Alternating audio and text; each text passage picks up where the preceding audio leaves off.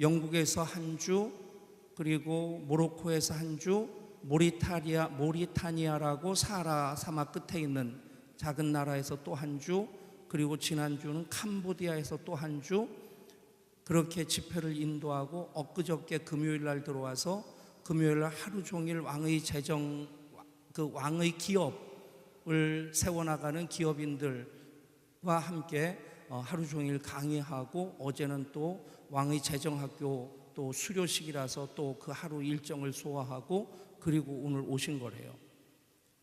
그렇게 안 생기고 그렇게 안 보이는데 이럴 때 하는 말이 독하다는 얘기입니다. 예. 근데 그래서 제가 뭐 긴 설명하면서 시간을 이렇게 뺏으면 안 되겠다 싶은 것이, 왕의 재정붕괴를 통해서 50시간 강의해야 될 것을 오늘 내일 모레 글피까지 12시간에 요약해가지고 여러분들에게 전해주시고자 오셨으니까 제가 시간을 뺏지 않겠습니다. 예.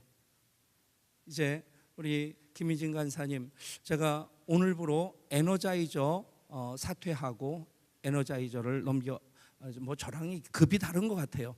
예. 어쨌든 참 귀한 시간 내주셨는데 우리 오셔서 감사합니다. 말씀을 사모하러 받겠습니다. 박수로 모시겠습니다.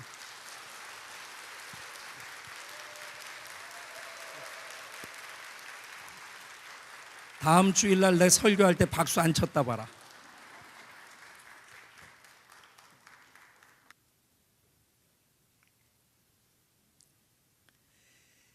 잘 지내셨어요?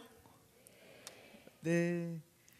목사님 말씀하신 것처럼 이 5월 거의 한 달 전체를 해외 집회로 섬겨야 되겠다, 이렇게 해서 영국에 집회를 일주일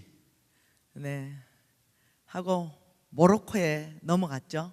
일주일 하고 바로 모리타니아, 서부 아프리카 끝 넘어가고, 근데 거기에서 아주 굉장한 도전을 하나 받고 왔습니다. 내일 사진과 함께 굉장히 도전받은 그거를 좀 나눠드릴게요. 그리고 캄보디아로 넘어왔습니다. 그리고 일주일, 그렇게 하고는 왕의 기업 가서 종일, 그다음 왕의 재정학교 수료식 종일, 오늘 교회 섬기고 여기 왔습니다. 근데 안 지치네요.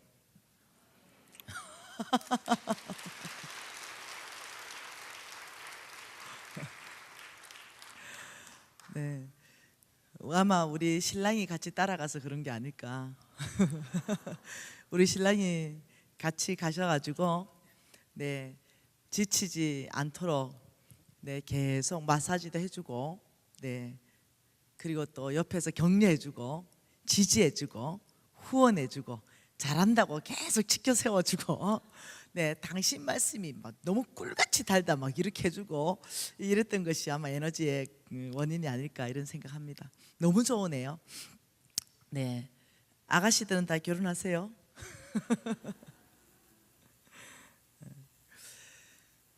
저는 그 우리 방송실 한번 저하고 눈 좀 맞춰 보십시다. 방송실 손 한번 들어줘 보세요. 그 잡으지 마시고요.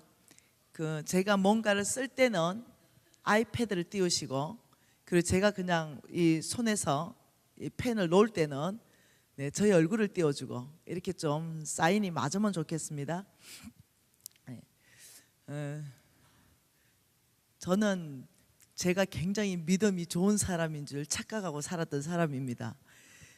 그랬던 이유가, 저는 고신사대입니다. 여기는 보니까 통합척인데요, 이 고신사대에다가 거기에다가 우리 어머니가 7살 때부터 성경을 10장씩 읽게 했습니다. 안 읽으면 밥을 안 먹였습니다. 그러다 보니까 제가 7살 때 우리 어머니한테 질문 받은 것이, 그 질문이 뭐냐면 이겁니다. 너 밥 일주일 안 먹으면 배고파 안 고파?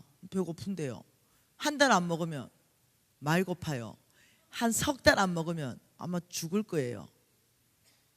사람은 영과 육으로 되어 있단다. 너가 육체도 죽듯이 영도 죽는단다 이렇게 말했어요. 그러면서 엄마가 영은 오직 말씀을 먹어야만 산단다. 일주일을 말씀 안 먹으면 영이 메말라가고, 한 달을 안 먹으면, 석 달을 안 먹으면 말씀을 영이 죽는단다. 살아있으나 껍데기밖에 남지 않는 육체적인 사람이다. 이런 얘기를 알아듣든 못 알아듣든 7살부터 했습니다. 그래서 성경 10장을 읽지 않으면 일단 밥을 안 먹였기 때문에 밥 먹기 위해서 성경을 10장을 읽었는데, 지금은 이 성경을 정독만 한 것이 250독이 넘습니다. 그렇지만 정독을 빼면 훨씬 더 많습니다. 왜 정독을 빼야 되냐면 누가 누구를 낳고 누가 누구를 낳고는 패스한 적이 많거든요. 네. 우리 어머니가 그거는 1독에 넣을 수가 없다 그랬습니다. 그래서 그러다 보니까 제 안에 웬만한 말씀은 거의 다 외우고 있습니다. 그러니 저는 이런 사람으로 생각했죠. 일단 말씀을, 성경 전체를 거의 외우다시피 내 머리 안에 들어가 있고, 그리고 모든 공적인 예배는 다 드렸습니다. 그리고 하루에 기도 3시간 하지 않으면 우리 어머니가 차라리 해 깨물고 죽어라 할 정도로 기도 앞에 저를 끌고 갔습니다. 그러니 그것을 저에게 좋은 습관을 만들어줬고, 하루에 기도 3시간 하고 250독 이상 말씀 읽고 모든 공적인 예배 다 드리니까 저는 이렇게 생각했습니다. 굉장히 나는 믿음이 좋은 사람이야. 역시 나는 믿음의 명문가야. 그리고 지금은 교단의 어떤 색깔이 거의 없지만은 제가 신앙생활 할 때는 뚜렷하게 교단의 색깔이 있었습니다. 특히 고신이다 이러면 소위 말하게 말씀 중심, 기도 중심, 아주 복음 중심, 아주 고신 중에도 온고신 출신입니다. 그러다 보니까 내 스스로 굉장한 긍지와 자부심을 가지고 살았습니다. 그리고는 나는 굉장한 믿음의 사람이야. 이 부분을 자타가 공인했습니다. 그 우리 교회 장로님들이나 우리 목사님, 권사님들도 저는 굉장히 믿음이 좋은 사람인 거죠. 저는 모든 학생회에 늘 저는 이끌어가는 학생회 회장을 하면서 배가시켰습니다. 늘 회원들을 제가 받는 거에서 배가시키고, 회원들 받으면 배가시키고, 이랬기 때문에 굉장히 저는 믿음의 사람이다. 이제 이렇게 했죠. 근데 믿음이 하나도 없는 사람이라는 걸 언제 깨달았냐면, 불치병 걸리고 깨달았습니다. 의사 선생님이 너의 병은 병명이 나오지 않고 너의 병은 고칠 수 없다. 이걸 여러 병원에서 돌아다니면서 제가 그걸 진단을 받고, 그 당시에 또한 제가 대학 다닐 때부터 사업을 하게 되었는데요. 어떻게 사업하게 되었는지도 시간이 되면 간증하도록 할게요. 그 대학 다닐 때부터 사업하면서 그 또래의 나이에 대한민국 상위 1%까지 진출합니다. 굉장한 대성공을 거뒀어요. 그러면서 이제 IMF 그 전 2-3년 전부터 흔들리기 시작하면서 IMF를 맞이하면서 완전히 망했습니다. 그래서 완전히 망하면서 일단 50억의 빚을 지게 되었어요. 그러니까 지금도 50억은 굉장히 큰 돈이거든요. 근데 그때 50억은 정말 큰 돈이었어요. 50억 빚을 지고 거의 노숙자로 제가 전락했습니다. 노숙자 같은 삶을 거의 10년을 살았어요. 거의 그냥 말만 노숙자가 아니지, 약 2평 정도 되는 방, 약 2평 정도 되는 방에서 5가구가 한꺼번에 써야 되는 화장실 하나, 그리고 화장실 앞에 있는 수도꼭지 하나가 다였습니다. 그러니까 쪽방이죠. 거기에는 부엌도 없었고, 당연히 샤워실도 없는 거죠. 화장실 앞에 있는 그 수도꼭지 거기에서 쌀을 씻어야 되고 거기에서 세수를 해야 되는 거죠. 뭐 노숙자 수준이죠. 제가 이런 삶을 거의 10년을 살게 됩니다. 그러면서 그 대한민국 그 또래 상위 1%로 살다가 내가 가지고 싶은 모든 것 다 가졌다가 최하위, 정말 0.1%그 밑으로 떨어지면서 당신의 병은 고칠 수 없습니다. 그리고 50억 부도나고 이래 되니까 어떻게 되겠어요? 완전히 그냥 내 믿음이 밑바닥이 다 드러났습니다. 풍랑 만나면 믿음이 현주소가 나오죠. 평강할 때, 잘 나갈 때, 돈 잘 벌 때, 건강할 때, 남편이 잘 될 때, 자식이 잘 될 때, 이럴 때는요 내가 믿음의 태산같이 믿음 있는 사람처럼 보여요. 그때는 누구나 하나님께 잘합니다. 누구나 교회도 잘 나오고요, 누구나 얼굴이 밝습니다. 누구나 여유가 있습니다. 그리고 늘 믿음의 말도 할 수 있습니다. 그런데 이 모든 조건들이 사라졌을 때, 이때 내가 내 자신하고 직면하게 됩니다. 과연 나는 믿음의 사람인가? 근데 그 앞에서 제가 믿음 없음, 완전히 그냥 0%, 믿음이 1%가 있는 게 아니라 0%, 이 부분에 직면하면서 얼마나 심각한지를 보게 됩니다. 그리고 내가 과연 250독 성경 읽은 사람이 맞는가? 내가 과연 인격적으로 하나님을 만났는가? 내가 정말 과연 성경 안에서 말하시는 그 하나님, 나의 아빠라 부르는 그 하나님이 정말 나의 아빠인가? 전능자라고 부르시는 그 하나님이 내 인생 가운데 정말 전능자이신가? 이 모든 기반이 다 흔들려 버렸죠. 그리고는 깊은 좌절감 안에 들어갔습니다. 어떻게 할 수 없는, 하나님도 살아계시지 않은 것 같은 이런 상황 가운데서 저는 실패감, 낙심, 좌절, 포기하는 단계까지 가게 됩니다. 그래서 어느 날이었죠. 교회를 예배를 보고 저 밑으로 이제 내려오는데 그 깍두기 아저씨가 있습니다. 제가 모든 게 포기가 되니까 여러분 일수라는 거 압니까? 일수. 이거 누가 건드렸어?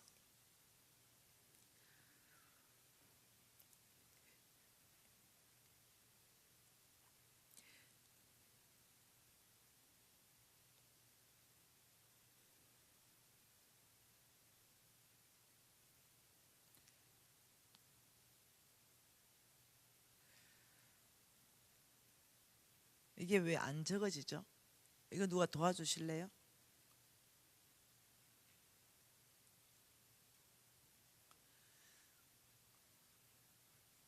일수, 이게 펜슬 연결 좀 시켜주세요.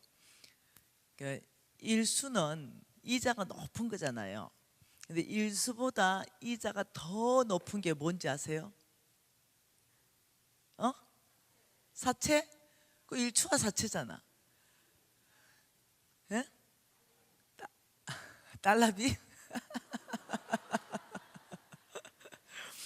그때 당시에 우리나라에서 합법적으로 이만큼 이자는 받아도 됩니다 이렇게 했던 것이 66%예요. 굉장하죠? 그럼 지금은 몇 %일까? 지금은 합법적으로 나라에서 인정해서 이만큼은 이자를 받아도 됩니다. 지금은 몇 %일까? 자, 작년 초반기까지는 39%였어요. 그러면 지금은 몇 %일까? 지금은 28%인가 9%예요. 그렇게 상당히 좋아졌죠. 66%까지 합법적으로 이자를 받아도 된다고 하기 때문에 사채는 그러면 몇 %짜리가 있겠어요? 당연히 100%짜리가 있는 거예요. 왜 입을 벌려? 나라에서 66%까지 인정을 했는데 66%라는 거 이거예요. 1억을 빌리면 이자만 6,600만 원이에요. 그게 66%예요. 그 나라에서 그렇게 된다고 했는데 그러면 당연히 1억을 빌리면 이자가 1억이지. 그 제가 완전히 낙심했고 소망이 끊어졌기 때문에 그 예배를 드리고 내려오는데 그 100% 이자를 뭘로 부르냐면 꽁지라 그럽니다. 뭐라고요? 꽁지. 네, 그 사채는 그냥 꽁지다 이렇게 불러요.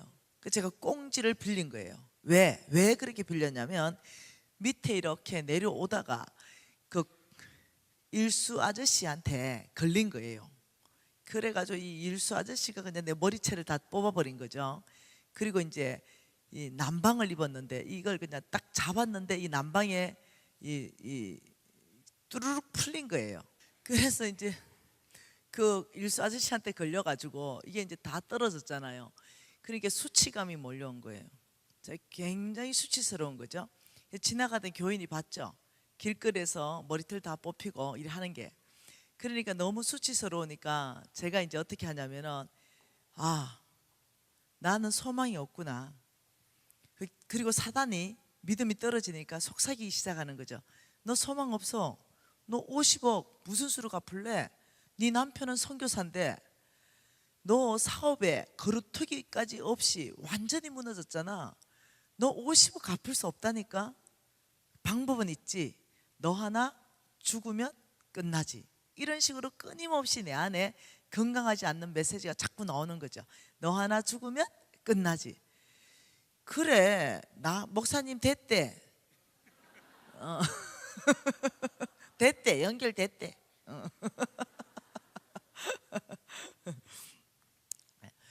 너 하나 죽으면 끝나지.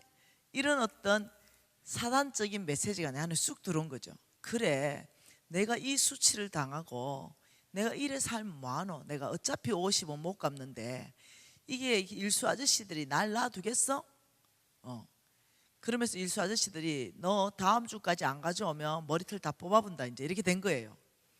그러니까 이제 완전하게 사단의 전략 중에 최고의 전략이 뭐냐면요, 절망까지 가면 포기하거든요.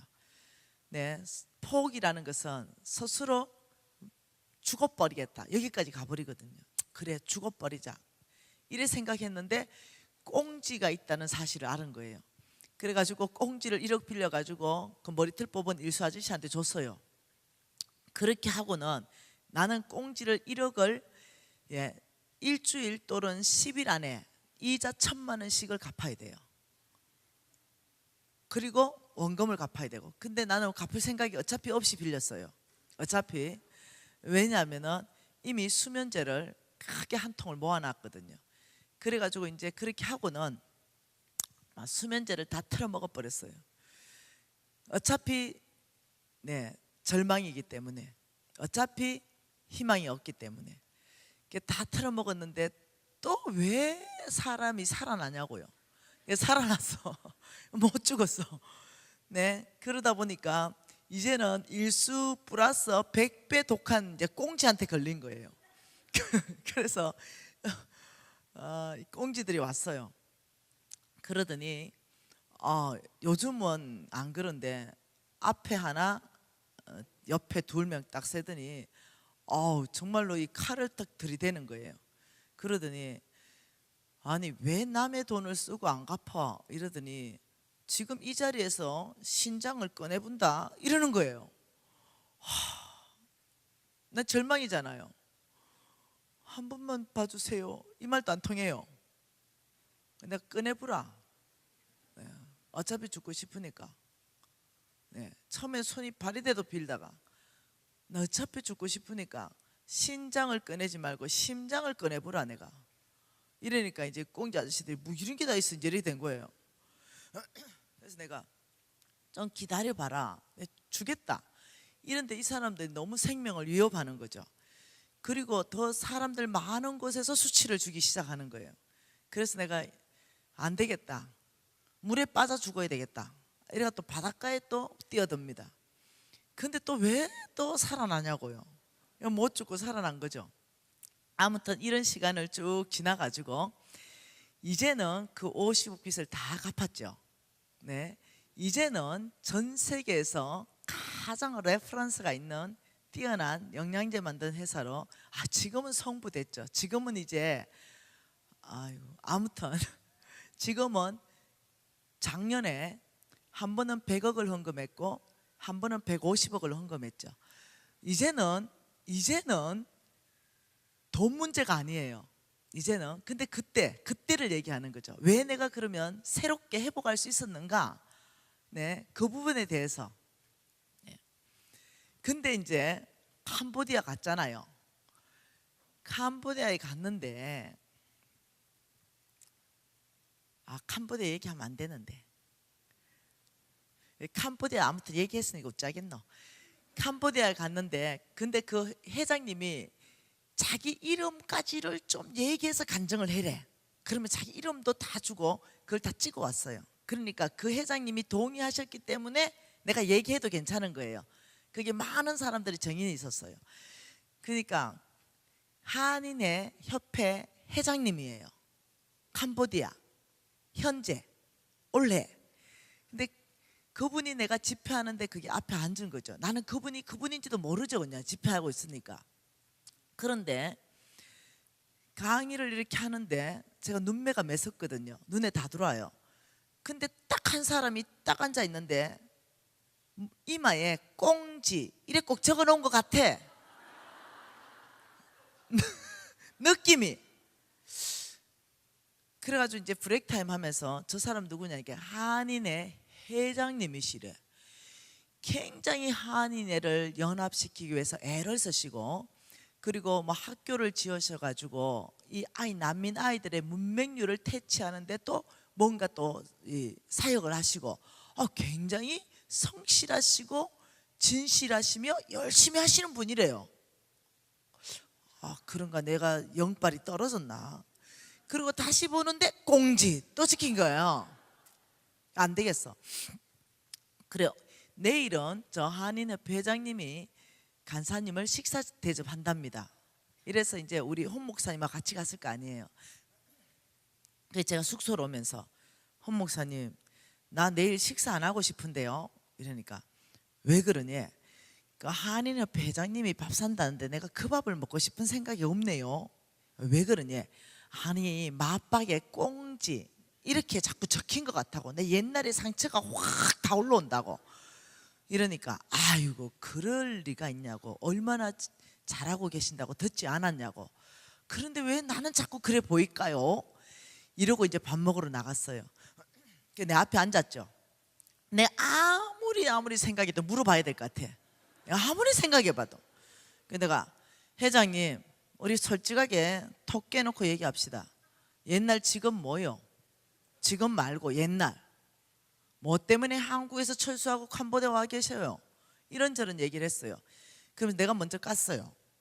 내가 옛 가글을 내가 당신 맞박에 꽁지라는 게 보인다.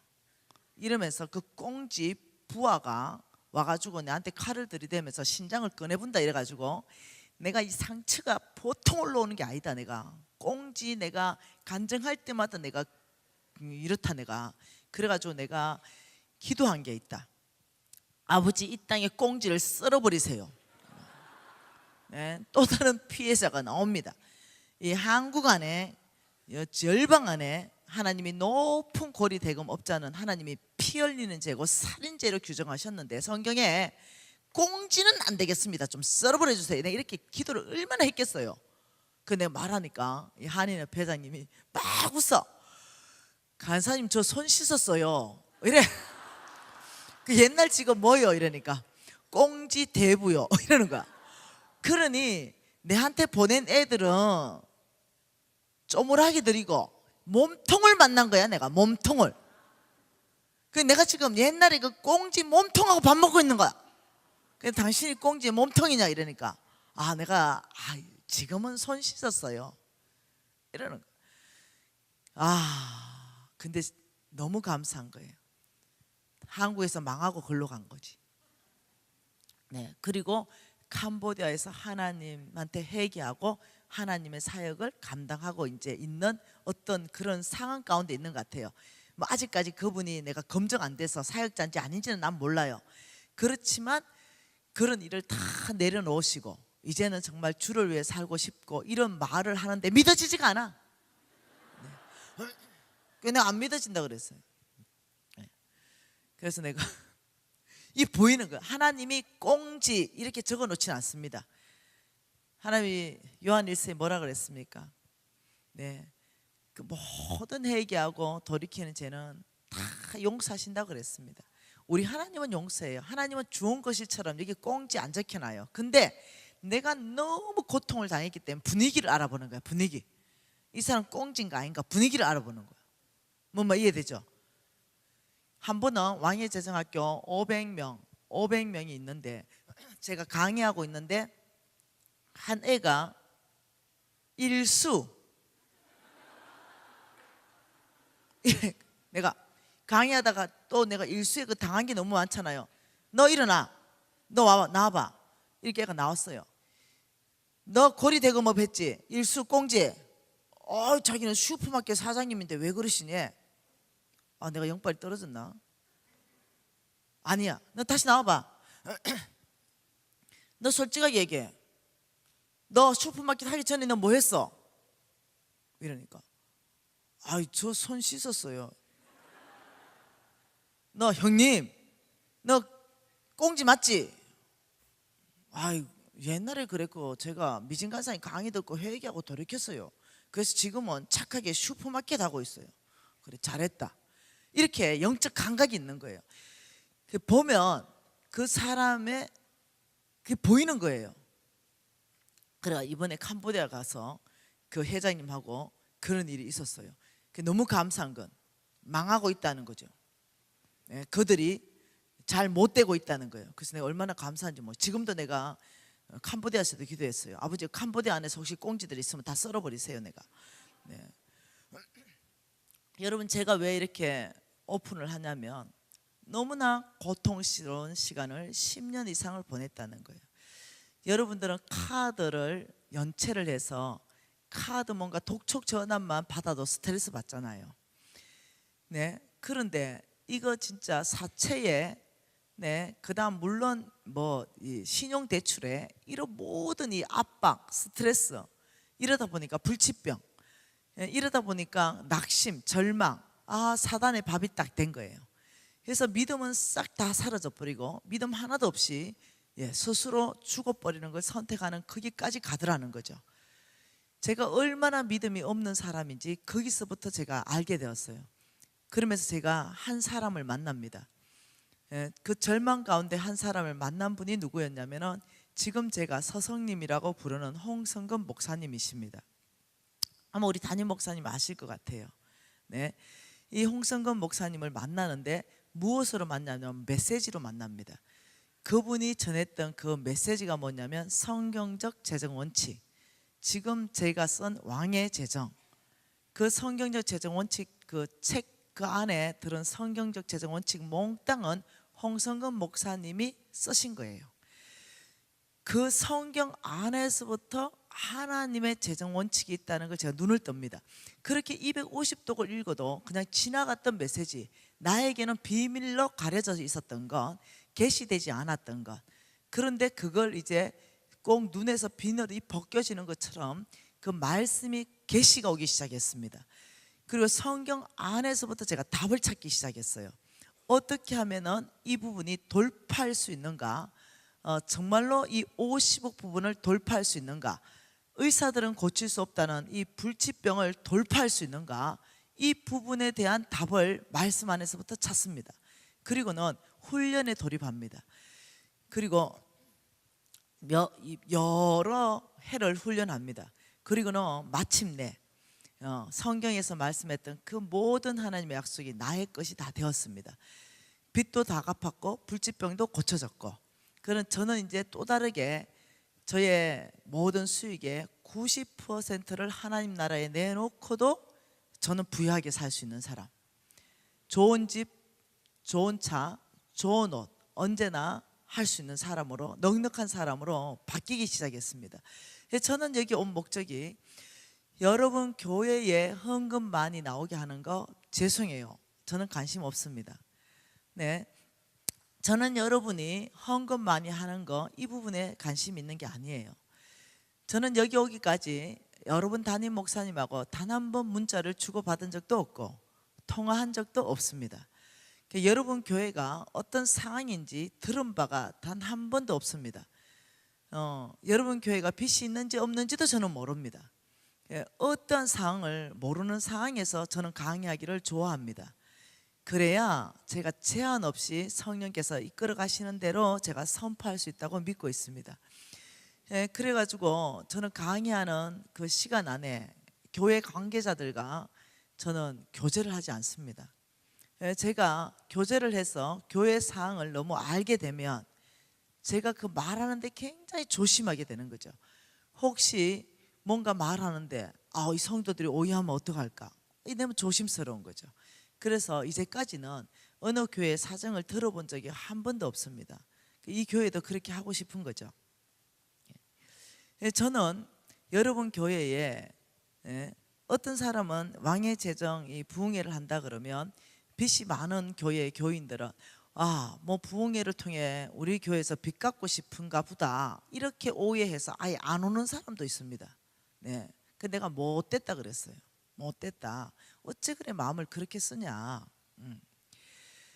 거기에 관심이 없습니다. 또 어떤 사람들은 재정 부흥회를 통해서 우리 담임 목사님이나 당의 장로님들이 교회 헌금을 많이 거두려고 성경헌금 많이 거두려고 그러나 근데 못됐다 그랬어. 저는 그 수준에 관심이 있는 게 아니에요. 저의 관심은 이겁니다. 성경 안에서부터 돌파할 수 있는 비결이 있다는 거예요. 성경 안에서부터 내 개인의 돌파, 가정의 돌파, 기업체의 돌파, 교회 공동체의 돌파, 성경 안에서부터 답을 낼 수가 있다는 거죠. 저는 내가 너무나 고통스럽게 살았어요. 저는 완전히 억압 안에 있을 때 교회 와도 하나도 행복하지 않았어요. 찬양해도 하나도 행복하지 않았어요. 그냥 교회 안 나오는 것이 불편하니까 교회 나왔어요. 믿음이 떨어졌으니까. 근데 당장 나가면 머리털 다 뽑히는데 내가 교회 오면 평강이 있겠습니까? 이런 삶 가운데 너무나 고통스럽게 신앙생활을 했기 때문에 저는 여러분이 지금 어느 모습으로 있는지 모르지만 나와 같은 사람이 분명히 있을 수 있다는 거예요. 그 사람들에게 정말 희망이 되면 좋겠고 소망이 되면 좋겠고 정말 그들이 갈 수 있는 길이 성경 안에서부터 제시되면 좋겠다. 내가 이거 하나님 앞에 내 진심이라는 거예요. 여러분 교회는 죄송해요. 목사님이 알아서 하겠지. 목사님이 내가 여러분 교회의 짐을 왜 져야 되겠어요? 거기는 관심이 없어요. 여러분 각 개인의 한 사람 한 사람 너무나 고통스러웠던 나의 과거 비춰봤어. 그런 분이 한 명이라도 위로받고 세워진다면 나는 정말 최선을 다하고 싶다. 이런 마음이 내 안에 있는 거예요. 여러분 그때 그 홍성근 목사님을 메시지로 만난 그 메시지 중에 제가 아직도 내 머릿속에 남아있는 메시지가 신명기 8장입니다. 같이 한번 성경 많이 찾겠습니다. 신명기 8장요. 신명기 8장 18절입니다. 신명기 8장 18절 같이 한번 읽어볼까요? 내 하나님 여호와를 기억하라. 그가 내게 재물 얻을 능력을 주셨음이라. 와, 굉장한 말이었어요. 내 하나님 여호와를 기억하라. 하나님이 미진에게 재물 얻을 능력을 주셨음이라. 아니 나는 이 말을 왜 계시가 않았지? 아니 하나님이 각 사람에게 재물 얻을 능력을 주신단 말인가? 주 예수를 믿으라. 그리하면 너는 반드시 천국 오게 될 것이다. 이 말하고 똑같은 말 아닌가요? 내가 예수 믿으면 천국 간다는 확신이 있기 때문에 내가 예수를 믿듯이 아니 지금 그 말씀하신 그 하나님이 동일한 하나님이 내 하나님 여호와를 기억하라. 그 하나님이 너희들에게 재물 얻을 능력을 주신다. 이거 무슨 말이지 이거? 하나님이 나에게 재물 얻을 능력을 만일 주신다면 이게 사실이라면 아니 내 빚 50억 이거 가능하지 않은가? 궁금하기 시작했습니다. 아주 흥미있기 시작했죠. 저는 성경 전체 안에서 믿음에 대해서만 봤죠. 포커싱이 내가 성경 250번 읽을 때까지는 저는 믿음이었어요. 나의 모든 포커스는 믿음이었어요. 그리고 선교였습니다. 온 땅을 향한 아버지의 마음, 성교, 그 다음 구제, 이런 데에서 포커스를 가지고 저는 읽었죠. 그런데 돈, 재물, 축복 이런 데 저는 포커스를 가지고 성경을 읽지 않을 거죠. 성경을 읽었지만 계시로 오지 않고 지나갔던 말씀들이에요. 근데 그때 여러분 홍성근 목사님 이러면 그는 누구입니까? 전 세계에서 성경 교사로서 가장 성경적으로 가르친다라고 평가받는 10명 안에 들어갑니다. 정말로. 네, 목사님들이 존경하죠. 그만큼 철저한 성경적 기반으로 가르치시는 검증된 목사님. 네, 그때 당시는 동아시아 전체의 대표, 태평양 엘더 리더십 중에 한 명, 그리고 한국 안에서 어마어마한 영향력을 발휘하시는 그 목사님, 많은 목사님들이 그의 제자로 배출되고 있었죠. 그러니 고신 4대인 나도 그 홍성근 목사님의 성경적 가르침이라면 신뢰를 하고 있었다는 거죠. 그분이 말씀하시는 거예요. 그러니까 이미 신뢰가 있는 데다가 그 메시지를 지금 들으니까, 아니 내 하나님 여호와를 기억하라, 그가 내게 재물 얻을 능력을 주셨음이라, 이러면서 그분의 메시지는 뭐라고 말했냐면, 어떤 사람에게 재물 얻을 능력을 주시는가, 하나님의 재물은 어떤 형태로 있는가, 어디에 있는가, 누구에게 주는가, 여기에 지금 초점을 맞추면서 강의하는데 아주 보통 충격받은 게 아니라는 거예요. 그러면서 성경을 다시 보기 시작했습니다. 그리고 줄치기 시작했죠. 도대체 성경에서 돈에 대해서, 재물에 대해서, 축복에 대해서 도대체 성경은 얼마만큼 얘기하고 있는가, 믿음에 대해서는 얼마만큼 얘기하고 있는가. 믿음은 214번을 말하고 있습니다. 성경 전체를 찾아보십시오. 구원에 대해서는 218번을 얘기하고 있습니다. 그런데 돈에 대해서, 재물에 대해서, 축복에 대해서 3000번 이상을 얘기하고 있습니다. 믿음과 구원보다도 10배를 더 이상 말하고 있는 게 돈, 재물과 연결되어 있다는 걸 나중에 눈을 떱니다. 깜짝 놀랐어요. 아니 성경 안에서부터 돈에 대해서 이렇게 많이 말씀하는데 왜 교회에서는 이걸 안 가르쳤지? 우리 교회에서 지금 강의 설교 듣는 대부분의 평생의 설교는 믿음, 복음, 구원, 선교, 구제, 여기 다 포커싱이 맞춰져 있는 거예요. 그런데 돈, 이 주제로는 나는 들어본 적이 없는 거죠. 그러다 보니까 몰랐던 거예요. 그 목사님들이 이거 몰랐겠어요? 이 말씀 3000번 이상이나 기록된 돈에 대해서, 재물에 대해서, 축복에 대해서 이걸 공부를 안 했을까요? 아니라는 거죠. 목사님들이 이미 알고 있고 이미 가르칠 수 있지만 이 영역은 목사님들이 가르치기에는 굉장히 어려운 영역이라는 거예요. 왜요? 혹시라도 목사님이 11조 강의만 한번 좀 세게 해버려도 그 다음 주에 10명이 안 온대, 교회에. 시험 들어서. 뭐 이러니까 이 목사님들이 이것을 가르치기에는 정말 쉽지 않은 거예요. 그리고 또 성도들 입장에서는 예를 들면 성경 말씀 안에서부터 가르치지만 목사님들은 한 번도 사업을 안 해봤어. 그런데 사업가를 설득시킨다. 이 설득력이 있겠어요? 물론 말씀 안에서는 가르치지만 우리가 받을 때 목사님이 사업을 못 해봐서 지금 저 말씀을 하신다니까, 이렇게 말할 수가 있는 거죠. 그러다 보니까 목사님들이 이 돈 영역에 대해서 타치하는 것은 교회 안에서 정말 쉽지 않았겠구나, 이걸 제가 이제 알게 된 거죠. 그리고는 제가 결단을 하게 됩니다. 정말 이 영역은, 이 메시지는 풀어져야 된다. 그러면서 처음에 교회 집회를 할 때 재정 세미나 이렇게 하는 거예요. 그래서 제가 안 간다 그랬어요. 재정 세미나에는. 그럼 뭐라고 해야 됩니까? 재정 부흥 집회요.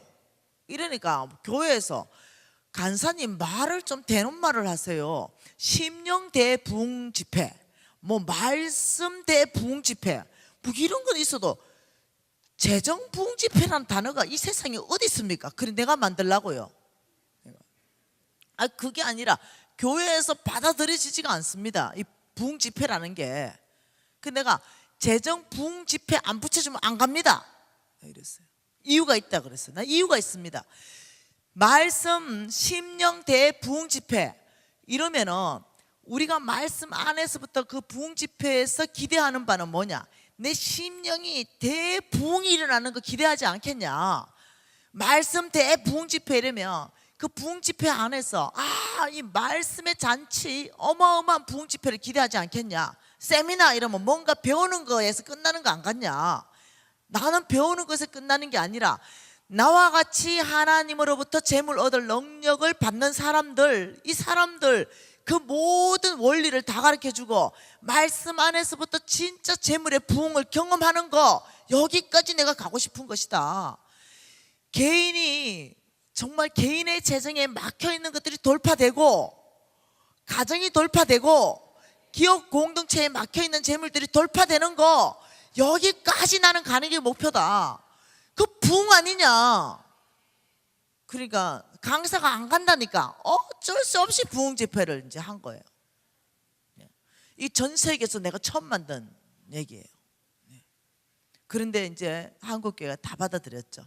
열방 안에서도 다 받아들였습니다. 우리가 놓치고 있었구나. 정말 재정 대부흥 집회구나. 왜요? 나와 같은 사람들이 일어나니까. 나와 같은 사람들이 동일한 간증자들이 일어나니까 이 집회를 끝나면서 돌파가 일어나고 정말로 막힌 재물은 정말 뚫리는군요. 이런 것들을 경험하게 되니까 이제는 교회가 받아들여 준 거예요. 여러분, 저는 은혜 끼치러 온 거 아닙니다. 여러분 교회에 문제가 있는지 없는지 모르지만 그 문제를 해결하러 온 것도 아니에요. 저는 제가 온 것이 나와 같이 저는 하나님으로부터 재물 얻을 능력을 받았습니다. 그렇다면 하나님은 오늘 누군가에게는 또 재물 얻을 능력을 주신다고 말씀하시는 거죠. 왜요? 거기에 뭐라고 말합니까? 내 하나님 여호와를 기억하라. 그가 내게 재물 얻을 능력을 주셨음이라. 이같이 하시면, 이유를 설명하고 있다는 거죠. 이같이 하시면, 이유는 왜 내가 재물 얻을 능력을 주는지 아느냐? 이같이 하시면 그게 이유죠. 같이 읽어볼까요? 내 조상들에게 맹세하신 언약 오늘과 같이 이루려 하심이라. 굉장한 얘기를 했어요. 너의 조상들하고 맹세하신 그 언약이 있다. 그 지금 하나님께서는요, 재물 얻을 능력, 자 보십시다. 재물 얻을 능력, 이걸 분명히 주신다 그래요. 이걸 분명히 주신다는데 이것을 이유를 무엇으로 설명하냐면 내 조상들하고 내가 맹세로 언약했다. 이것을 오늘 이루어야 된다. 이루어야 함. 굉장한 얘기 아니겠어요? 무엇을 맹세했길래 우리 조상들하고 도대체 어떤 맹세를 했길래 우리 하나님께서는 도대체 맹세하신 그 언약, 이 내용이 도대체 뭐냐는 거죠. 뭘 했길래 이걸 이루기 위해서 뭐가 필요하다? 이 맹세를 이루기 위해서 뭐가 필요하다? 돈요.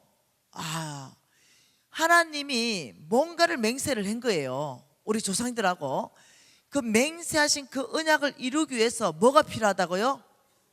돈요. 이거 이루기 위해서 재물 말입니다. 돈이 뭔가 필요한 거예요. 그래서 우리 지금 이걸 거꾸로 한번 뒤집어 놓고 생각해 보죠. 너희 조상들하고 맹세하신 그 언약을 내가 오늘 이루기 위해서는 너희들은 내 하나님 여호와를 기억해야 될 것이다. 내가 너희들에게 재물 얻을 능력을 줄 것이다, 이 말이에요. 그러니까 뭔가 하나님과 우리 조상들하고 맹세하신 그 언약을 이루는 데는 뭐가 필요하다? 재물요. 재물이 필요하다는 거예요. 그 하나님이 재물이 필요한 뭔가는 있다는 거예요. 그래서 재물 얻을 능력을 누구에게는 줘야 되는 거죠. 이거 궁금하잖아요. 이걸 이제 성경 안에서부터 전체를 한번 풀어가 보자는 거죠. 자, 먼저는 정말 하나님이 재물을 가지고 계신가? 하나님은 그는 누구인가? 하나님 재물을 자 보십시다. 말씀 안에서부터. 자, 하나님 말씀은 역대사항입니다. 역대사항 29장 말씀 보십시다.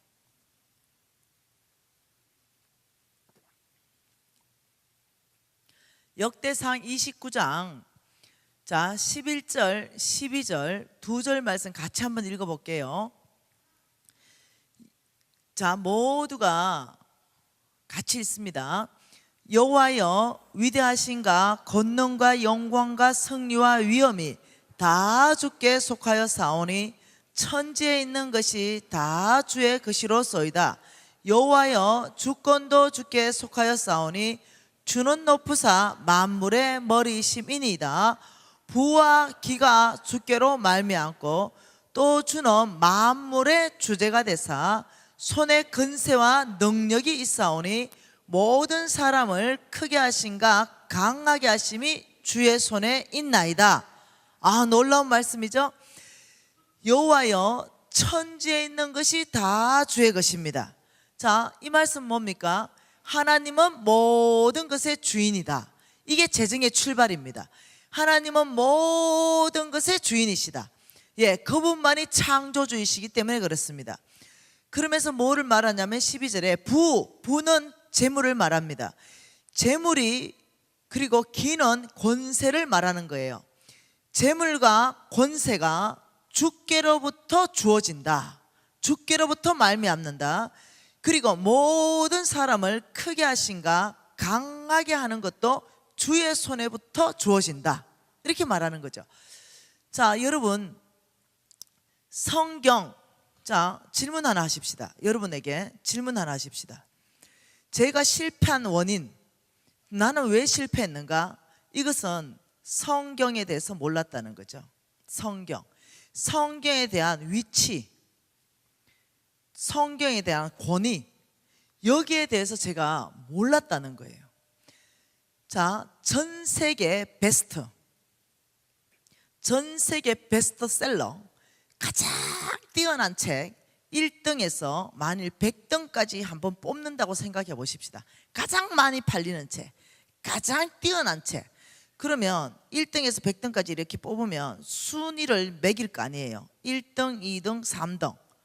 그러면 전 세계 베스트 1등이 뭐겠어요? 그러니까 여기다 성경 이렇게 넣을 거 아니에요. 이건 나도 여기다 넣었다는 거예요. 이게 나에게 실패를 줬다는 거예요. 저도 이게 1등 성경 했죠. 그런데 1등이 성경이 아니라는 거죠. 이유는 전 세계 베스트셀러는요, 이 저자가 누구냐면 사람이라는 거예요. 사람. 그런데 성경만큼은요, 저자가 하나님 자신인 거예요. 그러니 사람의 책 성경을 여기다 못 넣는다는 거예요. 사람이 쓴 책들이 있는 이곳에 1등에 못 넣는 거죠. 사람이 쓴 책은요 1, 2가 늘 바뀔 수가 있다는 거예요. 자, 만일 경영학을 공부하고 싶은데 어떤 경영학이라는 교과서 좋은 책이 2위라 그러면 성경이 1등이라면 이거 순위 바뀔 수 있다는 거죠. 여러분 성경은 경영학 교과서입니다. 성경은 의학 교과서죠. 네, 성경은 지리학 교과서입니다. 성경 안에서부터 다 배울 수 있는 거죠. 성경이 왜 여기 아니냐? 성경은 다른 차원에 있는 책이라는 거예요. 왜? 여기에는 저자가 하나님이기 때문에 그래요. 그래서 여기와 여기에 이 차이는, 이 거리는 뭐냐면 무한대, 좁혀질 수 없는 거리라는 거예요. 여러분 저도 책을 몇 권 냈죠. 저자가 쓴 책, 사람이 쓴 책, 아무리 뛰어난 사람이 썼다 하더라도 책을 쓰는 순간부터 후회한답니다. 왜요? 아, 더 잘 쓸 수 있었는데. 이렇게 해서 개정판이 나옵니다. 개정판. 더 수정해서. 그런데 개정판을 내면 그 순간부터 후회합니다. 개정판을 냅니다.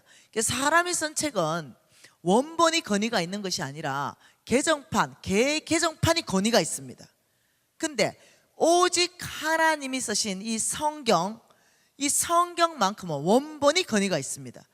그래서 히브리어를 배워서 헬라어를 배워서 어떻게 어떻게 하면 원본에 더 가깝게 해석할 것인가, 더 가깝게 공부할 것인가, 이렇게 한다는 거예요. 그래서 이 성경과 이 사람이 쓴 책과의 거리가 무한대, 비교 불가능. 그러니까 성경의 위치, 성경의 권위라는 것은 뭐예요? 성경의 위치와 성경의 권위는요, 이거는 절대입니다. 뭐라고요? 절대. 성경의 위치와 성경의 권위는 절대 위치요, 절대 권위라는 거예요. 근데 제가 이게 희미했다는 거죠. 성경을 그렇게 많이 읽으면서도 어떠냐면 이게 희미한 거죠. 절대 위치나 절대 권위에 놓지 않다 보니까 어떤 일이 발생했느냐, 성경 안에서부터도 다 내 머릿속에서 배우고, 그리고 사업하면서 사업에 대성을 거뒀던 우리 선배들의 조언도 다 진리처럼 받아들이고, 그리고 베스트셀러 경영학, 저는 경영학과 출신 아닙니까? 저는 대학을 경영학과를 공부했죠. 여기서부터 공부한 것도 다 진리인 것처럼 받아들였어요. 그러다 보니까 성경도 내 안에 진리로 받아들여지고, 우리 선배들의 사업가의 어떤 수단들, 이런 것도 진리로 받아들여지고, 그리고 경영학 공부했던 것도 다 진리로 받아들여진 거죠. 그러다 보니까 어찌 되냐, 혼합신앙이 되기 시작했습니다. 성경 안에서부터 절대 권위 앞에서, 이것을 최종 권위 앞에서 여기서부터 된다, 여기서부터 안 된다 결정하는 것이 아니라 성경은 안 된다 이렇게 말해도 상관없는 거죠. 왜? 세상 안에서부터 배운 거는 된다, 사업가들로부터 배운 거는 된다기 때문에 성경은 안 된다, 그러나 된다. 이러니 성경의 위치 자체를 절대라는 그런 권위에 놓지 않다 보니까 믹스되기 시작해, 혼합신앙이 나오기 시작했어요. 그러다 보니까 예를 들었으면 사업을 하는데 성경은 정직하게 해야 된다 이렇게 말한다면, 우리 선배들은 야, 정직하게 사업하고 절대로 돈 못 벌어 이렇게 얘기하는 거죠. 그 성경은 정직해라. 그 말은 절대 권위였다면 내가 정직했을 텐데, 그런데 이거 그냥 이것도 부분적으로 받아들이고 이것도 부분적으로 받아들이다 보니까 정직할 때 정직하고 부정직할 때 부정직하고, 정직할 때는 성경 말씀대로 살고 부정직할 때는 우리 선배들의 조언을 받아들여서 부정직하게 하고, 이게 막 혼합적으로 막 짬뽕이 되기 시작하는 거예요. 이것이 첫 번째, 나에게 실패를 가져줬던 첫 번째 사건이 뭐냐, 성경의 위치와 권위에 대해서 절대다, 최종 권위다, 최종 위치다, 성경만이 진리다, 이게 내 안에 없었다는 거예요. 그런데 성경 전체를 다시 읽으면서 제가 이 성경의 위치와 권위를 다시 세우기로 결정했다는 거예요. 그리고 보면은 어떤 일이 나오냐, 오늘 지금 읽었는데 성경이 내 안에서 절대 권위라면 말씀 안에서부터 하나님은 모든 것의 주인이십니다, 이 부분에 대해서 100% 아멘이 나오는 거예요. 네, 왜? 절대 권위이기 때문에, 절대 위치이기 때문에 주께서 말씀하시길 천지에 있는 것이 다 나의 것이다, 이러니까 그게 절대이기 때문에 맞습니다, 하나님은 모든 것의 소유주이십니다, 이게 고백이 되는 거예요. 옛날에는 내가 사놨어요. 금, 여러분도 많이 사놓은 거 있잖아. 금반지로 사놓든지 금목걸이를 사놓든지 금바로 사놓든지 금돼지로 사놓든지 금비녀로 사놓든지 황금 열쇠로 사놓든지 어떤 방법이든 금을 사놨어요. 그러면 나는 이렇게 했어요. 그건 내 거야, 내 돈 주고 샀으니까. 근데 성경에서 보니, 레위기 말씀에 보니 25장 23절에 토지는 영구히 주의 것이다. 학개서 2장 8절에 금도 내 것이요 은도 내 것이다. 나는 땅을 많이 샀지요. 그런데 그걸 내 거라고 한 거죠. 땅 내 거, 금 내 거. 근데 성경 말씀해 보니까 토지는 하나님의 것이다, 금도 하나님의 것이고 은도 하나님의 것이다. 깨닫기 시작했어요. 내가 소유주가 아니라 내가 죽으면 그 토지도 놓고 가야 되고 금과 은도 참으로 놓고 가는구나.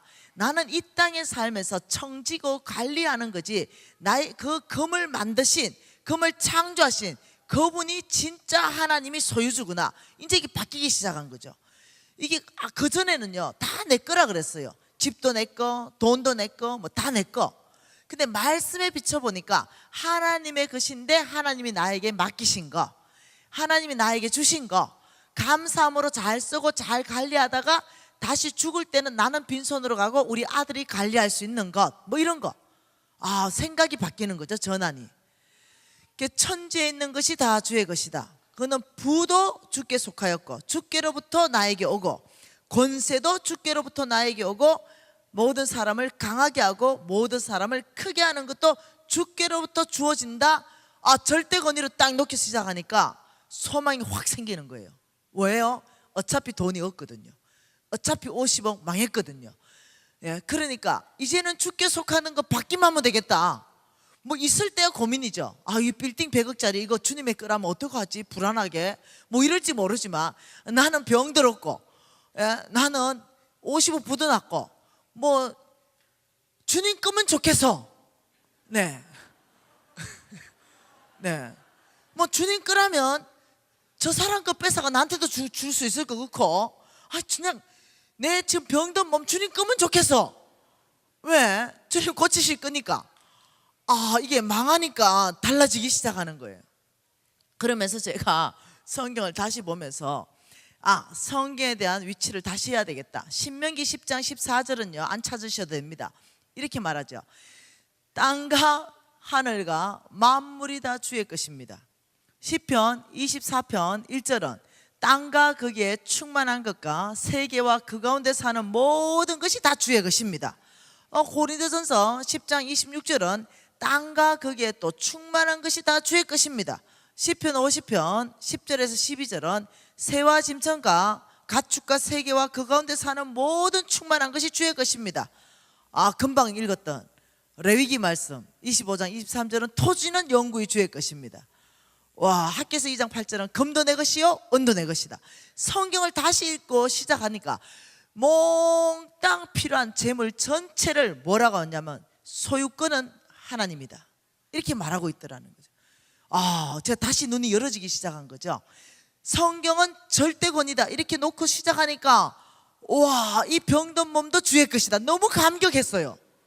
나는 내 이 병든 몸 이랬거든요.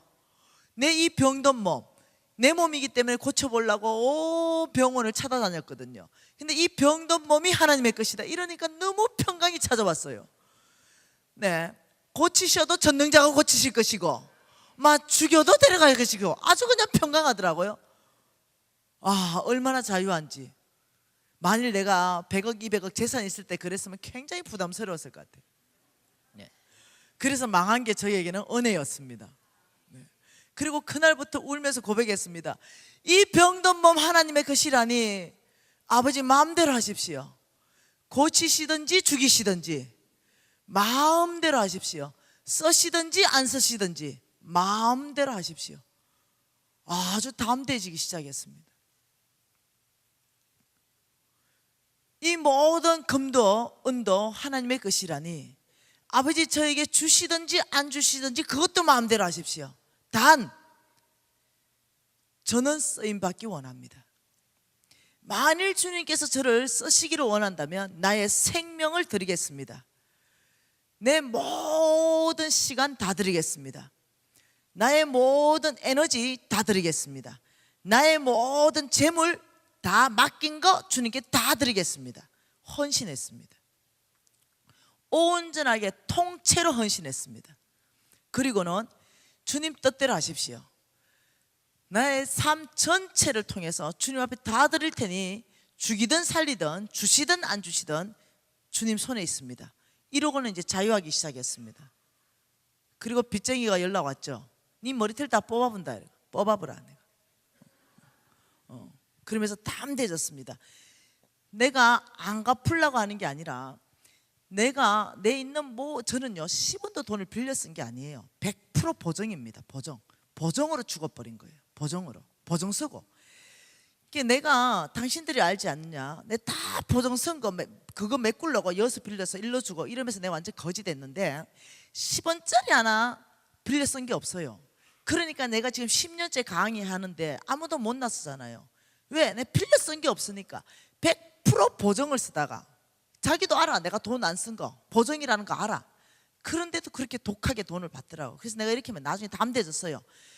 머리털 뽑으세요. 네, 다 이거 뽑아가지고 마음이 풀리면 다 뽑아버리세요. 내가 갑자기 김 사장 왜 이러니? 내가 뭔가 깨달았어요. 내가 이거 주님의 머리털인 거 깨달았어요. 내가 이 뽑아버리세요. 내가 심장을 꺼내버리세요. 이 심장도 내게 아니라 주님의 거라는 것도 깨달았고요. 나에게 기회를 준다면 내가 뼈가 빠지는 한에 있어도 내가 돈을 내가 벌어서라도 갚겠지만 기회를 안 주시고 머리털 뽑으려면 뽑으세요. 네, 단지 나는 내 몸뚱아리 이게 하나님의 거라는 거 이제 깨달았습니다. 이제 그래 주님의 머리털을 뽑는지만 아시고 뽑으세요. 내가 왜 이렇게 또 협박하고 이러니?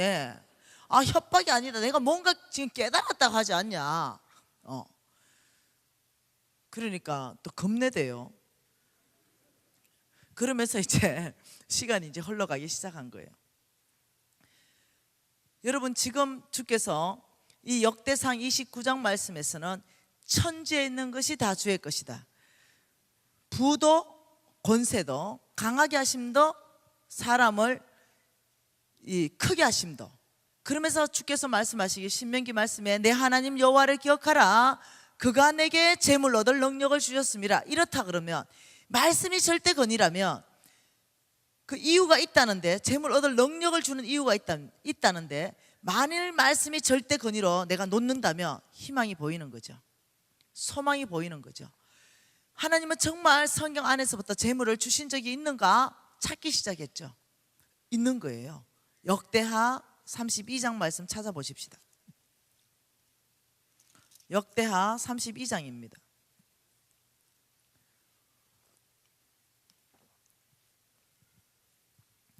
역대하 32장 27, 28 두 절 말씀 읽어보십시다.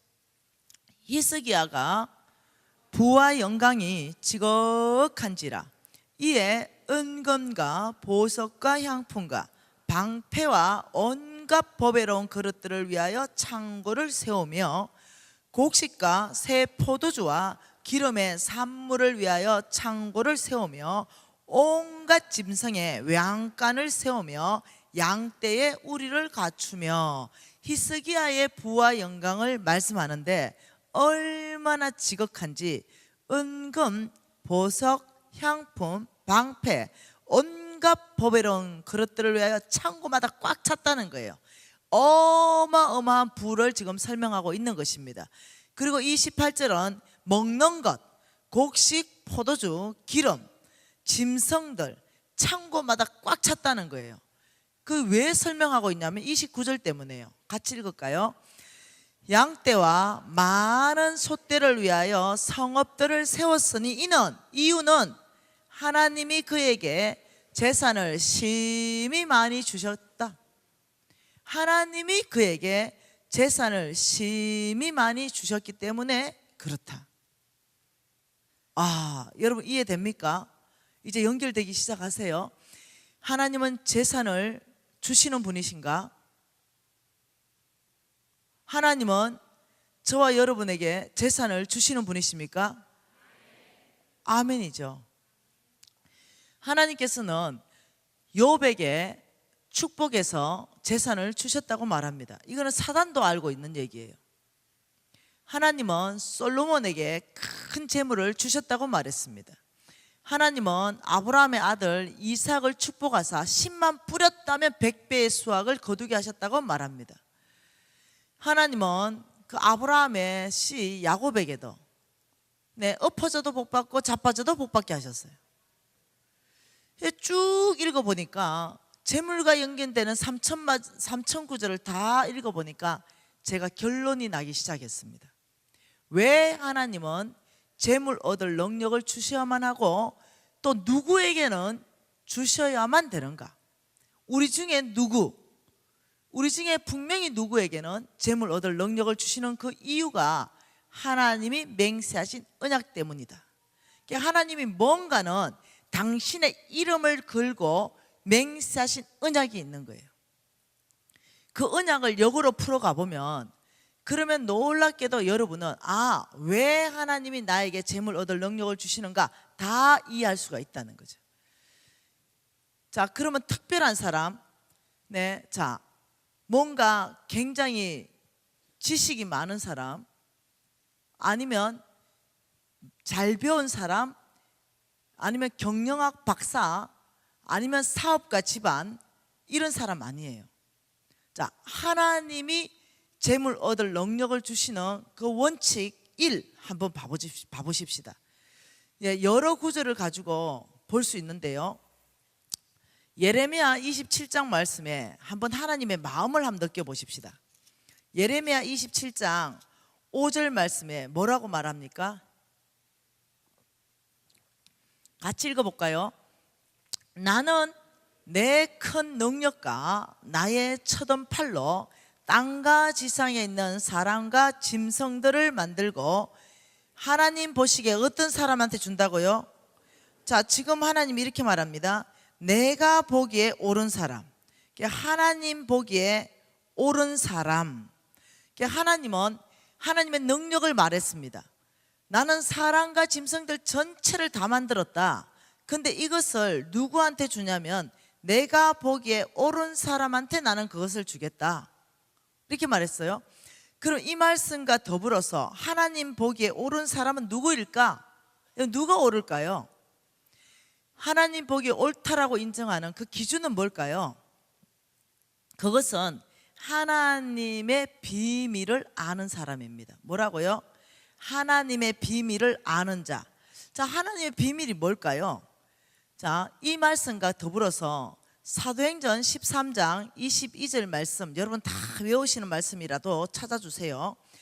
사도행전 13장 22절에 여러분 뭐라고 말합니까? 자, 패하시고 이렇게 말했어요. 맞나요?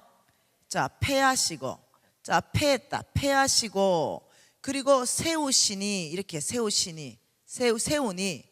자, 세우시고 패하시고. 누구를 패해요? 패하시고 다윗을 왕으로 세우셨다. 사울을 패했죠. 사울을 패하시고 누구를 세우냐면 다윗을, 자, 왕자리에서 패하시고 왕자리에서 왕자리로 세우시고, 자, 같이 있습니다. 패하시고 다윗을 왕으로 세우시고 정언하여 이르시되 내가 이새의 아들 다윗을 만나니, 만났다 이랬어요. 다윗을 어떻게 했다고요? 만나니. 만난 거예요. 하나님이 다윗을 만나니 내 마음에, 하나님 마음에 어떤 사람요? 맞는 사람이다. 그래, 하나님 마음에 맞으니 하나님 하시는 말씀이 내 뜻, 하나님의 뜻을 그를 통하여 다 이룰 것이다. 그러면 여러분 보십시다. 옳은 사람, 하나님 뜻에 맞는 사람, 똑같은 얘기라는 거예요. 하나님의 마음에 옳은 사람에게 내가 그것을 다 줄 것이고, 하나님 마음에 맞는 사람에게 내가 하나님의 뜻을 다 이룰 것이다. 그게 똑같은 거죠. 그러니까 하나님은 하나님 마음에 맞는 사람이 따로 있어요. 여러분, 우리 맞는 사람 있죠? 우리 마음에 맞는 사람. 우리 마음에 맞는 사람하고 일하지요. 그렇듯이 하나님도 하나님에 맞는 사람이 있고 하나님 보기에 옳은 사람이 있고, 그러면 그를 통하여 나는 내 뜻을 다 이룰 사람은 따로 있다는 거예요. 그러니까 하나님의 뜻을 다 이룬다면 게임은 끝납니다. 왜요?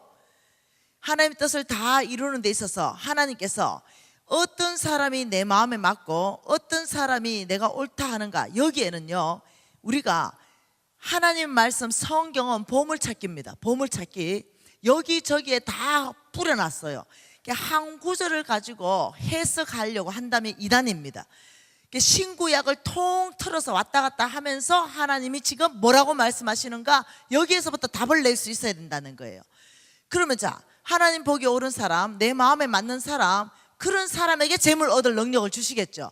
그러면 그런 사람을 우리 생각할 때는 경영학 박사일 것 같고 집안이 좋을 것 같고 이럴 것 같은데, 여기에 대한 답을 어디서 내냐면 사무엘상 16, 17장에서 낼 수 있다는 거예요. 자, 사무엘상으로 한번 가보십시다. 사무엘상 16장 가보십시다.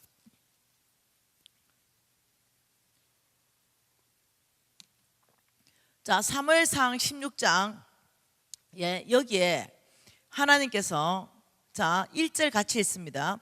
여호와께서 사무엘에게 이르시되 내가 이미 사울을 버려 이스라엘 왕이 되지 못하게 하였거늘 내가 그를 위하여 언제까지 슬퍼하겠느냐.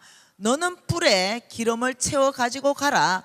내가 너를 베들레헴 사람 이세 집에 보내리니 이는 내가 그의 아들들 중에 한 왕을 보았음이라. 이미 하나님께서는 결정했죠. 그래서 이제 사무엘이 베들레헴으로 갔습니다. 그리고 이세 집에 갔죠. 그렇죠. 한 왕을 보면서 하신 말씀이 3절입니다. 같이 읽을까요? 이세를 제사에 청하라. 내가 내게 행할 일을 가르치리니 내가 내게 알게 하는 자에게 나를 위하여 기름을 부어라. 우리 하나님이 말씀하시는 방법은 기가 막힌다니까요. 베들레헴으로 가라. 이세의 집으로 가라. 거기에 아들 중에 다윗이 있다. 이렇게 말하지 않았다는 거예요. 하나님은 믿음을 보고 싶은 거죠. 사무엘에게조차도 베들레헴으로 가라. 이세의 집이다. 하나님은 끝났어요. 더 이상 말 안 해. 거기 가서 내가 너에게 알게 할 사람이 있으니 그 사람에게 기름 부어라. 이세의 집에 온 사무엘은 누구한테 기름 부어야 될지 모르는 거예요. 그러니 너 그 아들 좀 다 데리고 와라. 내 앞에 좀 쭉 세워놔라. 그리고 하나님 이놈입니까? 하나님 둘째입니까? 이렇게 한 사람 한 사람 물어서 하나님이 얘다 이러면 거기 기름 부어야 된다는 거죠. 자, 그런 상태에서 큰아들 엘리압이 왔습니다. 자, 6절 같이 읽습니다. 그들이 오매 아들들을 말하는 거죠. 사무엘이 엘리압을 보고 마음에 이르기를 여호와의 기름 부으실 자가 과연 주님 앞에 있도다. 굉장한 일이 발생했어요. 큰아들 딱 보는 순간부터 마음이 쑥 다가버렸어. 왜?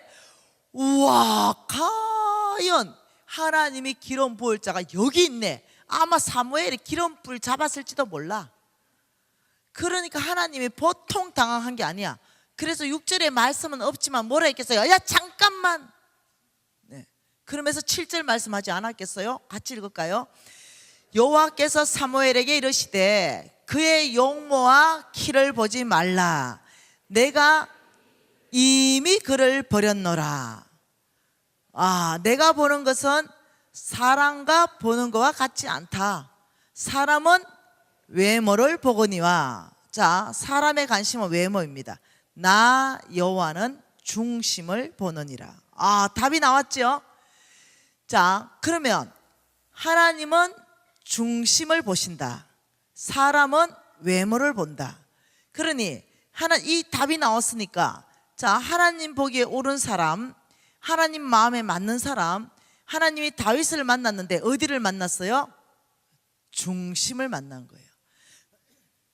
다윗의 중심을 만나니 내 마음에 딱 맞는 사람이라. 다윗의 중심을 만나니 내가 보기에 딱 옳은 사람이라. 엘리압은 용모가 탁월했습니다. 지금으로 말하면 얼짱, 몸짱. 딱 보자마자 평생 하나님의 음성을 들었던 사무엘조차도 깜빡 속을 뻔했죠. 왜요? 너무 외모가 탁월해가지고. 그런데 주님이 내가 이미 그를 버렸다. 사람은 이렇게 외모에 쏙지만은 나 여호와는 오직 그 중심을 본다. 이것은 굿뉴스. 자, 외모, 이거는 집안, 학벌, 스펙, 인물, 자격증, 이게 다 외모예요. 자, 외모 보겠습니다. 오늘 하나님이 재물 얻을 능력을 주는 사람을 모집하는데 외모 볼게요. 자, 첫째, 남자는 키가 190 이상, 여자는 173 이상. 자, 뭐요? 당장 우리 담임 목사님 탈락. 네, 키부터 안 돼, 키부터. 네. 보통 문제가 아니에요. 자, 여기에 자 통과 손 들어봐요. 여기 통과. 자, 첫 번째 키에 통과한 사람 손 들어봐. 봐, 여기서부터 이 한 명도 없어 벌써. 이 보통 자 자격증 박사학위 최소 경영학 박사. 왜 재물 얻을 능력 줘야 되니까. 여기 한번 손 들어봐. 경영학 박사. 의아할 거. 이 교회는 외모를 보면 한 명도 없네. 이 보통 일이 아니라는 거죠. 네, 얼굴 최소한 얼굴 기준, 최소한 성령하지 않은 얼굴 기준으로 김미진 이상급. 여러분, 왜 굿뉴스인지 알겠지요? 사람은, 저는요, 우리 기업체의 사람들을 채용하잖아요. 당연히 외모 보죠. 그 전체를 다 펴놓고 이 사람의 자격증이 뭔지 학벌은 뭔지 다 보잖아요. 네. 근데 그 중심을 못 보기 때문에 실패할 때가 한두 번이 아닙니다. 사람 뽑아놓고. 네. 그러니 우리 하나님께서 말씀하시길 나는 외모 안 본다. 할렐루야. 여러분 왜 할렐루야 안 해? 네, 할렐루야. 나는 오직 중심을 본다. 와, 우리 모두에게 굿뉴스. 나는 촌년 출신 아니겠어요? 촌년. 와, 그런데도 중심을 본다. 아, 나는 학벌이 없잖아요. 저는 학벌이 없어요. 요즘 박사학위증 없는 사람은 학벌 없는 거야. 네. 요즘 흔한 게 박사야. 나 박사 아니거든요. 학벌 안 돼. 네, 촌년 출신이야. 우리 집안 빌 볼 일 없어. 이거 뭐 외모 본다면 이거 뭐 안 되는 거예요. 근데 와, 눈이 열어진 거죠. 내 하나님 여호와를 기억하라. 그가 내게 재물 얻을 능력을 주셨습니다. 나는 외모를 보지 않고 중심을 본다. 아, 이게 굿뉴스잖아요. 그러면 그 중심에서부터 하나님 보시기에 옳은 사람으로 훈련되면 되죠. 중심으로부터 하나님 마음에 맞는 사람으로 내가 훈련되면 되죠. 그걸 공부했다는 거예요. 그걸 공부하고 내 중심을 그 공부한 거에 대해서 대입을 해보니까 빵점이 나왔어요. 빵점. 얼마나 심각했겠어요. 그리고는 제가 결단합니다. 아버지, 중심은 바꿀 수 있으니까 외모는 못 바꿔. 바꿀 수가 없어. 네.